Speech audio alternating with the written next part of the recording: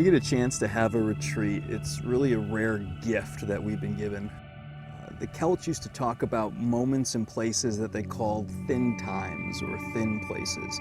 They were rare, and so they were seen as special. It was the temporary distance between dawn and day or dusk and night. It was fog that burned off quickly. These were places they saw as special because they only were offered for a very short time. Taking aside all the mysticism they would add to it, in some ways retreats are like that. They are a thin time in our life. Our lives don't afford us a lot of rest. We live in a busy time in a very engaged and electronic culture. We might finish our day at work only to go home to a to-do list as dad or mom or a parent to be able to watch over the kids, or a spouse to be able to engage, or really the homeowner or apartment manager who's having to do a bunch of tasks. So a retreat becomes this privilege, this thin moment for us to say yes to be able to take and live well on. Part of what keeps us from entering into a retreat well is a lack of silence and solitude in our world. There is a constant level of background noise and static in our world. It fills our minds with thoughts and options and anxieties and information, but never really with peace. We never really have that quiet moment where we can reflect and ask God, Lord, what would you want of me? Lord, how do I respond to these things you're calling me to? We very rarely even have moments of self-assessment to say, how am I doing in these important areas of my life that may not seem as urgent as the to-do lists or as immediate as the things that are coming up on the web or in TV? But silence and solitude become an integral part of the retreat because they are biblically a natural part of finding God. When you think of Elijah in 1 Kings, after he has hit the pinnacle of ministry, confronting King Ahab and Queen Jezebel over the false prophets that are in the kingdom, he then runs out to the wilderness afraid for his life. But it's in that wilderness moment that he finds God. It's not in the busy of ministry. It's not even in the amazing moments that are there in the wilderness. First there's an earthquake and then a great wind passes by. But then it says there's a still small voice. And in that still small voice was the voice and presence of God. God doesn't push and beg us to listen to him. He constantly speaks in that still small voice. For us to know that and be able to hear him means we have to be good stewards of quieting other things and quieting ourselves so that we can listen in that solitude and silence for that still voice of God. When we find ourselves getting to that place of ready to enter into a retreat, recognizing this is a rare opportunity, seeing the need that we have for silence and solitude to hear from God, there's actually a not list, things not to do that will help you in proceeding that. The first thing not to do is don't just make this different busy. Don't make your retreat filled with to-do lists and tasks and events to the point where you're not really having silence and solitude. You're just having a new kind of busy. Busy in a different environment, busy with different tasks, and you still could miss God. Don't just make it a vacation. Don't just look at it as a time away from the to-do lists of your work and family life and try to find things that are simply pleasurable to you. That may be part of your retreat, to get away to do something that involves some pleasure for you, but for the most part, a spiritual retreat is not the same as a vacation. You might actually find that you need to detox a little bit ahead of time, to begin to amp down the volume of your life, to turn off your cell phone when you're at home the week before a retreat, to pull off of electronic social media the week before a retreat, to intentionally begin to develop yourself to be ready for this time of silence and solitude. The last thing on the not to-do list, don't just make the retreat a time of catching up on sleep and rest. And there's an important piece of rest, but that may be something that you have to look at as a cycle throughout your year and not just for the retreat. It may be because you're actually not living in the idea of a Sabbath rest, of working 6, resting 1, the pattern that God himself had. You could easily end up at a retreat and just finding yourself being so tired that all you want to do is sleep. There's a place for the theology of sleep. When Elijah ran out in the woods, before God spoke to him, the first thing that he had him do was rest, and the raven brought him food. There's a place to be well rested and prepared, but that has to happen regularly in your life so that you can go on this retreat and be ready to hear from God. The place where we're most familiar with the word retreat is probably in its military context. In the military, a retreat gives a time to be out of the battle, to consider different opportunities so that you can engage for a different outcome. A retreat isn't an end. A retreat isn't a segment that's isolated by itself. A retreat happens in the context of the campaign to give people a better end result to that campaign. So if we're going to go on a retreat, it's important that we think strategically about the retreat. 3 areas that we need to think strategically about. We need to think strategically about our relationship with God. Being strategic means we're being intentional. So it becomes a time where we say on this retreat, I'm going to build opportunities for my heart and mind to be engaged with God. Now, we know we can place ourselves in those moments, and sometimes God shows up, and it's in a way that's profound and supernatural, where we recognize His presence and His voice. There are other times where we build the opportunity intentionally, and we've gone through the discipline, it may serve us well, but we don't recognize that spiritual impact immediately. That's okay. Sometimes it's just a little seed that's harvested later. Sometimes people will talk about building a sailboat and hoisting a sail, but without the wind, the boat doesn't move. But if you don't prepare the sail, even if the wind blows, the boat won't move. So a piece of being strategic and intentional is to say on my retreat, how will I engage with God? What will be the texts that I'm intentionally reading? When will I read them? What will my prayer times be like? Will they be informed by historic prayers? What will I pray about different things at different times of day, or different people that I'm praying about, or tasks that I'm praying about? Where will I find quiet time where I'm just listening? Build that intentionally. It means the strategic intentionality about yourself as well. One of the pre-tasks for any retreat is going to be to give an honest assessment of where you're at in life. It has to be a place where you're considering the hardest, deepest thoughts. Where is my mind most of the time? What's my focus? How do I yield that to God if I'm looking at myself as mind, body, and spirit? What are the things that are occupying me? Are they things that are triumphant and inspirational about God, or are they just the daily tasks? Or perhaps my mind is still caught on things in my past that I've never gotten over, the anxieties of the future. Where's my heart? Where are my affections? We can usually tell our affections because we get passionate about it and we give time to it. It'll often expose the things that are idols to us, the things that we really believe will give us comfort and direction and significance and make us whole people. It's important in assessing intentionally those things to talk with God about those places in yourself that are no longer places where you set your affections upon Him. For some people, you might check in on that level and find, unless numb is an emotion, I have no idea what I'm feeling. It's not uncommon, and it's important to be able to bring that before God and to recognize going in, Lord, my heart is so hardened to what's going on anywhere in my world. I don't think I feel much of anything. I'm just functioning. You probably need this retreat desperately if you're in that place. The third thing would be to intentionally and honestly assess, what am I doing? And be open to, how might that change on the other end? If the retreat in the military context is to move out of the battle to engage the battle differently, look at an opportunity to get a different outcome, it's important for you to figure out ahead of time, what do I do with my life? Who are the people I'm committed to? How do I serve them? What are the tasks that I do? Do I do them well? What do I still want to build and believe is unaccomplished in my life? To be able to intentionally engage ahead of time. Where am I at with God? Where is my heart and mind towards other things, including God? And what am I doing with my life? Will allow you to make the retreat strategic and intentional. So much of the retreat movement, the rhythm of it, starts with God calling us and us responding. You may feel experientially like it's come out of your life. I recognize I'm dry. I recognize I'm busy. I recognize I need some time away. But really, it began before. God gives us this constant call to worship. In Psalm 95, he'll give it twice. He'll begin by saying this, "Oh, come, let us sing to the Lord. Let us make a joyful noise to the rock of our salvation. Let us come into his presence with thanksgiving. Let us make a joyful noise to him with songs of praise.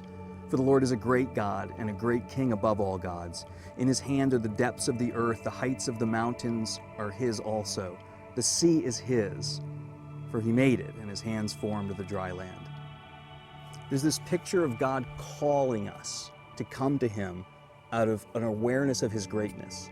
That as we walk into a natural setting on a retreat, all the things that we see that give us pause to admire them in awe, the things that are beautiful and inspire us, are his. Anything good we see in them are really reflections of him. And the greatness of the world around us, especially seen differently in the quiet of natural solitude, draws us into that moment that he's calling us to and has been calling us to. Recognize the greatness of my power. Turn to me and worship and find in me a place of thanksgiving that someone so great is your God. That's the call that will bring us into retreats. But it's not just there. The second part of Psalm 95, there's a second call to worship. Verse 6 says, "O come, let us worship and bow down. Let us kneel before the Lord our Maker, for he is our God, and we are the people of his pasture and the sheep of his hand."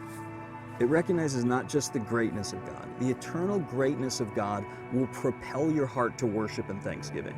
The very present goodness of God will allow you to peacefully submit to his shepherding. He calls himself again the Maker, but he brings a place of intimacy and communion, that we're his people, that we're like sheep in his pasture that he looks after and cares. So much of the reorientation at any retreat has to be, am I seeing God rightly? Am I walking into him? It's still a story about him that assumes our story. So we walk into the greatness of this God and worship him. We walk into the goodness of this God and follow and trust him. Out of those two moments, we might find what we talked about, that God speaks differently to us. Psalm 95 tells us in advance, if that moment happens, if that treasured moment where we know God has spoken to us comes to us, value it and grab it. It says this, "Today, if you hear his voice, do not harden your hearts as at Meribah, as on the day at Massah in the wilderness when your fathers put me to the test and put me to proof, though they had seen my work." See, we have this promise that when God speaks to us, if we harden, if we turn, if we miss it, it distances the relationship. The whole point of the retreat is to enter into the call that God's already given to us. Recognize the exceeding greatness and exceeding goodness, and when he speaks out of that, hear the direction that you're being called in. Know that it's backed by his power and by his personal care. If we don't, Psalm 95 ends with saying, they didn't enter my rest. So you can go away on a retreat. You can have a great environment. You could carefully plan your time. But if you're not retreating to move with God, to come under his authority and under his care, you won't enter into his rest. We want that at retreats. We want to be able to hear from him, and it begins with recognizing those calls to him and his greatness and goodness. Guys, your role at Terra Nova Church is critical. It's often been said, as the men go, so goes the church. If we're weak in our families, we're going to raise the next generation of lukewarm Christians or non-believers. If we're not engaged in our church, we're not going to have the strength of people stepping in and leading those ministries well. Sometimes I'll hear guys criticize the church because they think it's too feminine in general in North America. Here's the reality. If it's too feminine, it's because men weren't involved and engaged. This retreat is the place for us to strategically get close to each other, lead the church and serve the church well, because we've spent time with God together. Most of the people I know in your families, if you've gone on the retreat, will say they were blessed. Multiple times we'll hear wives say, really glad my husband went on this. Stuff that I had hoped for, prayed for, and maybe even needled him about that God should change in his life, never really had an impact, and then he went away on this retreat and he came back differently. We want our guys to be away with God together because it makes a difference for us as a community. Here's some practical ways that we're going to be able to engage in that well together. It's going to mean making friends and allies at the time in the retreat. There's a place for silence and solitude, and you need to have that intentionally. Don't just get busy, don't just vacation, don't just rest, but you have to engage with other people. For some of you, it's so easy that you have to be careful to make that intentionally spiritual. For some of you, it's so hard that you actually have to push yourself to engage in a conversation and be with people. You need to be doing that on the retreat. Some of that will get really deep. It'll turn to places of knowing and being known for real, and that will mean confession. It'll mean talking about sin openly. It'll mean sharing backstories of your life, both the mountaintop triumphs and the valleys of tragedy that are there. It's okay. That's what's going to build real community out of something like the men's retreat. We're also called to be men on mission together. At one of the retreats, we heard a speaker go on about that very carefully. We're people who recognize our brotherhood in Christ only has functionality when we're serving Christ together. Part of that's going to be hearing the calls to serve. There's a time at the men's retreat where the men are challenged and I get a small window to speak very honestly to them. Last year, the thing that we talked about that really was the focus was men who are under authority of the Lord say, "Yes, Lord." It's what being a man under obedience is. And if we're called in Christ, we're not just called to a salvation that gives us hope at the end of the world, though it does. We're called to be part of His body, moving at the bidding of His head, adopting His mission as our purpose in life, and doing that with the coordination of grace that says we're together in this. The retreat is a great place for us to reorient our lives under the headship of Christ. The retreat's a place that you have to follow up. It's easy to be on a mountaintop and see the wonders of it, but then you walk back down when that thin time, that precious moment of retreat is over. Guys, if you're engaged in the retreat, keep a good journal. You'll be given support material information to help guide you in that. Don't just chuck those pages at the end of your time. Revisit them. If this is something we get to do once a year, my encouragement would be about halfway through that year, break those notes out and ask yourself, what have I done in the last 6 months that really has lived up to what I thought God was saying to me then? And what will I do in the next 6 months to get ready to go on this next retreat? The retreat has a long tradition at Terra, but not for the sake of tradition. We've changed it and been very flexible. The reason it has length is because it's growing well. It's included different guys, different activities, different speakers. We want you to be able to hear about that from people at Terra. 3 of the voices that you're going to hear, and we could have selected a lot of men, have been at multiple retreats and will share some of their takes on this. You'll hear from Eric Westervelt. Some of you know Eric and Betsy. They've served at Terra for a number of years. You might know them from small groups. If you're a small group leader in a tribe, you might know them from Eric being one of the coaches of those groups. You might know them from even time at Sunday. Eric will be sharing some of his experience in life there. Nat Marshall has been at Terra since its inception. You'll see him on the worship team. He plays a little teeny guitar that's really a mandolin, among other instruments. He's been involved with leading a lot of the outdoor activity and the hikes that are part of the Terra retreat. Some of you may know him from that. Dennis Gardner is also on the worship team and a tribe leader and has been involved at Terra from the start. He's a person who, unlike Nat, isn't in it for the hiking as a big piece of it.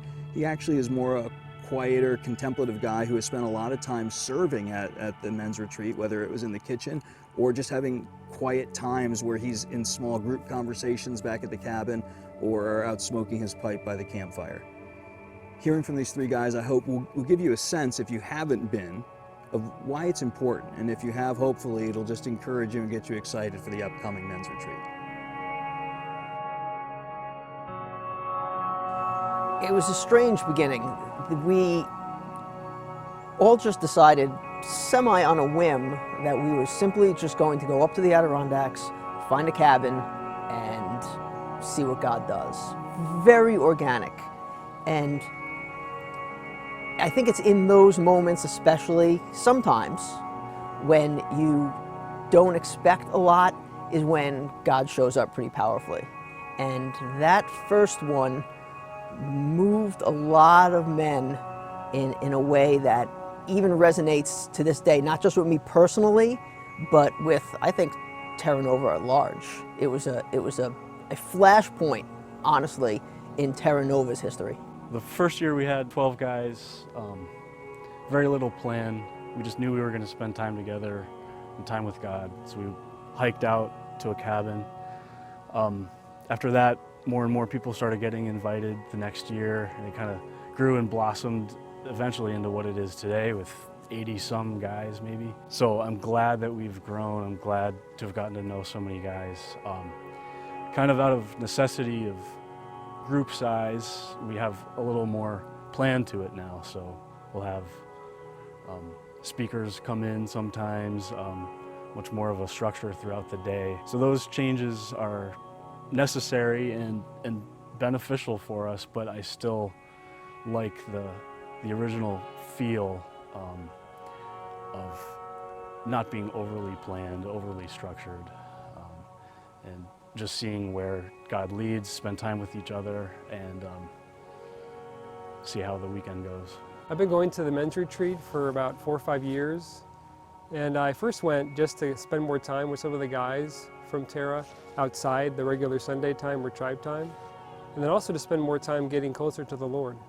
Initially, I was quite surprised at how fraternal the time was. We were out in the woods, and guys were messing around, having a fun time, playing in the water, going on hikes. It was a nice diversion from my everyday. I mean, honestly, the first couple of years, I didn't spend a lot of time by myself. It was mostly with other guys, talking about where they were at, their experiences, their thoughts on Terra. I found throughout the history of the Terra Nova men's retreats that it mirrors somewhat what Terra Nova as a community is, or the church as a community is. There are those three aspects. There's that solitude, man alone with God.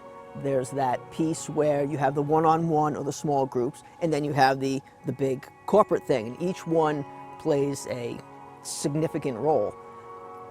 They are well defined at Terra's men's retreats, and for the most part, those attending are made known and encouraged greatly to embrace all three of those parts, which again, largely the men have done. The organic aspect of it is huge.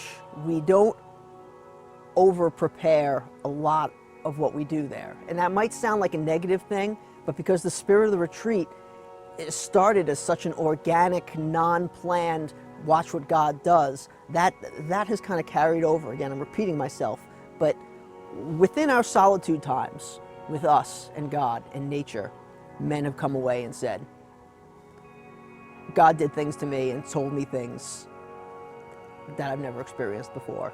In those small groups, I can testify it's in those one-on-ones or groups of three where a conversation suddenly sparks up, and the next thing you know, men are being so open with each other.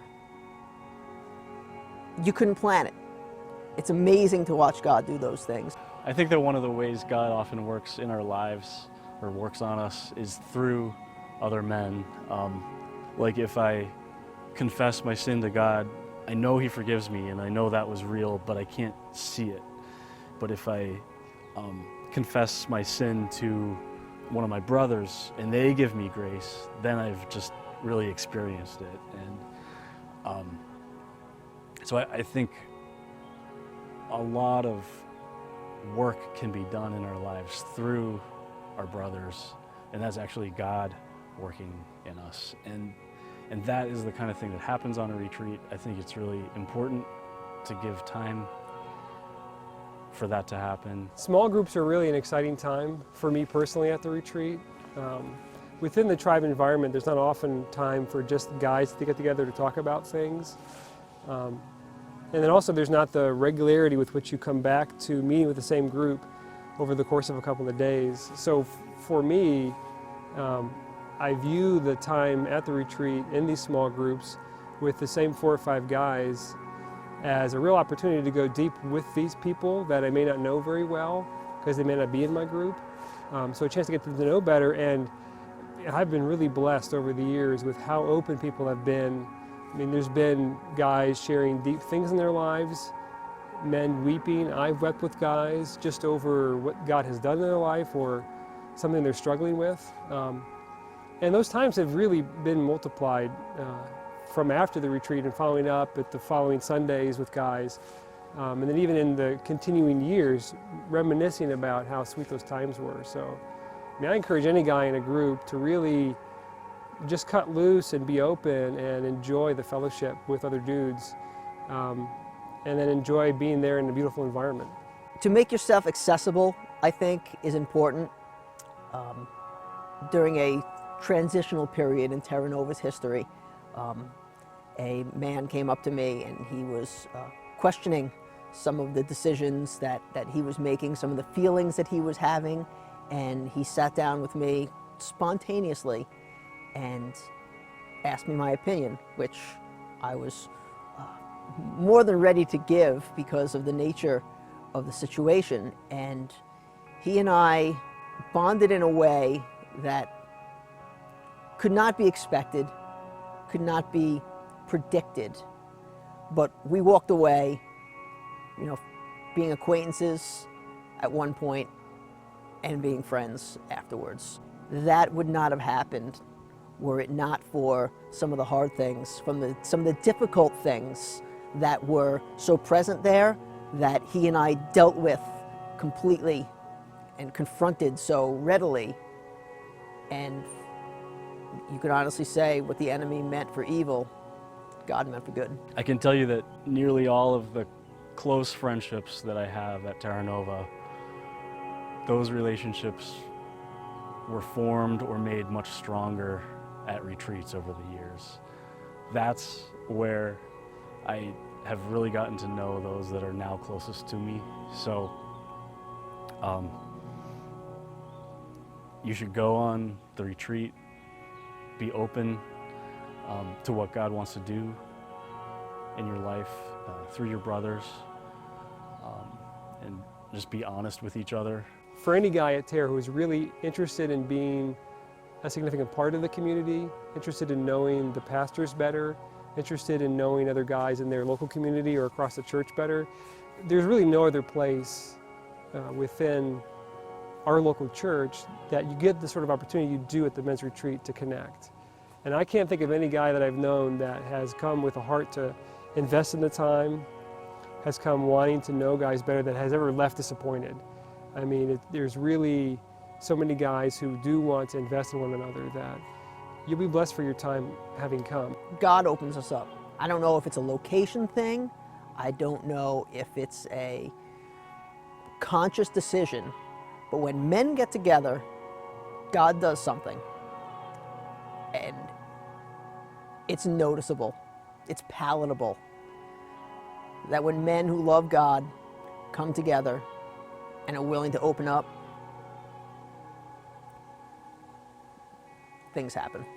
During one of the worship times, I felt like I needed to lift my hands to praise God, and I felt so self-conscious about it. Like, if I do that, I'll be fake, because I'll just be like putting it on, and I don't want to be fake, so I'll keep them down. So I struggled with that for most of that retreat, and then finally I just let go and did it. And that was just a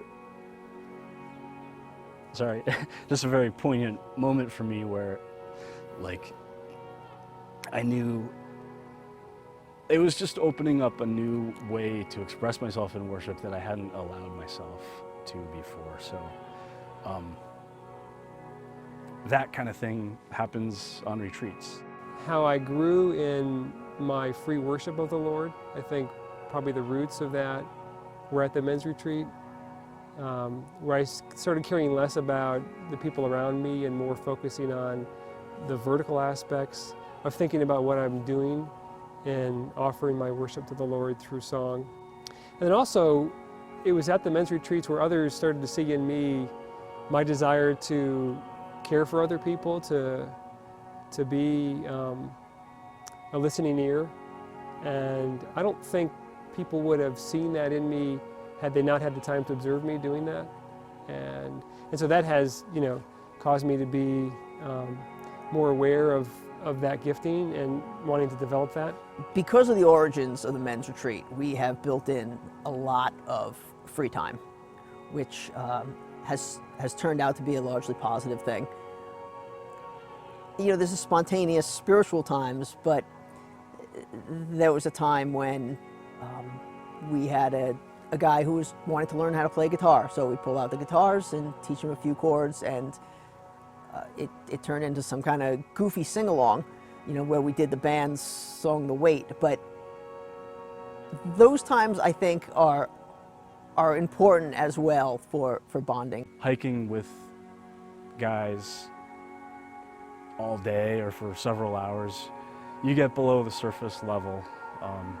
You just have time to really get into how you're doing, different struggles, what you're going through. So for me, the retreat hikes have mostly been that. They've mostly been about relationship building with my brothers. You get to know people when you spend a few hours out in nature with them. You get to know God better when you spend a few hours alone with Him. On the retreat, I've really done the span of activities over the years. I enjoy spending a lot of time early in the morning, reading the scriptures, thinking through the day, thinking through conversations I've had. I've enjoyed going biking. We've been out several times mountain biking on a borrowed bike, and man, one year we went out for like half a day unintentionally because we kind of got lost, and that was a lot of fun. And I've played Frisbee with guys and seen Pastor Ed go nuts and seen a different side of him, and enjoying trying to crush other people. I've played soccer, and I'm a terrible soccer player, and tried to be useful and gotten really tired and not actually done anything particularly useful. I've watched guys play board games with a zeal that I really can't have, but I've seen them play and stay up all night and enjoy that. And I've gotten up in the morning and just gone out to the lake that's there at this site and enjoyed seeing the fog rise up off the lake and just the beauty that's part of God's creation. So I've enjoyed really all aspects of the retreat, and particularly the worship. The worship times for me are, those experiences in life where my heart sings.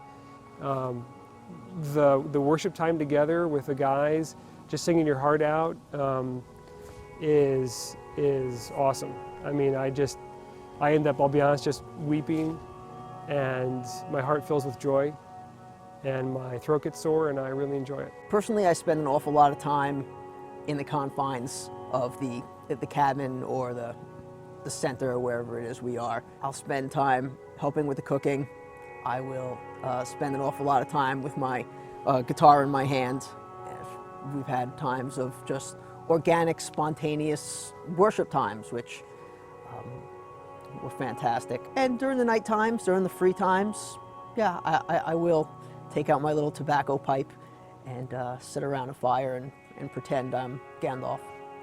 There's the bonfire night where people come and go, but there's a group gathered around the fire, and sometimes it's like one large conversation and everyone kind of gathered around, but then a lot of times it's 20 separate small conversations, people broken up in their little groups around the fire, and that'll change as you go through the night, and that's always a fun time. Bring earplugs, because at night in almost every cabin, almost every room, there's going to be men snoring like they're sawing wood, and it is incredibly loud. So bring your earplugs or your iPod or something and get ready to block out the world, because you're going to be sad if you don't. There are varying degrees of how light or heavy a person sleeps, but snoring is a factor. You should know that ahead of time. There is a large bowl of earplugs in the common area, which men will take from. But I can say that there are some loud snorers. One year in particular, there was a person literally sounded like he was screaming at the top of his lungs for the entire night. And for those of you who don't know, our lead pastor is a notoriously light sleeper and a bit of a crybaby. I think the early years of the retreat were marked by snoring. Snoring was a big issue. Very loud, intense, ridiculous snoring. And so I always ended up out sleeping under the dining room table for a couple of years, partly because I snore and partly because I didn't want to hear the other snorers. I think on poker nights, who comes out on top is not Ed Marcel. You're a liar, Dennis Gardner.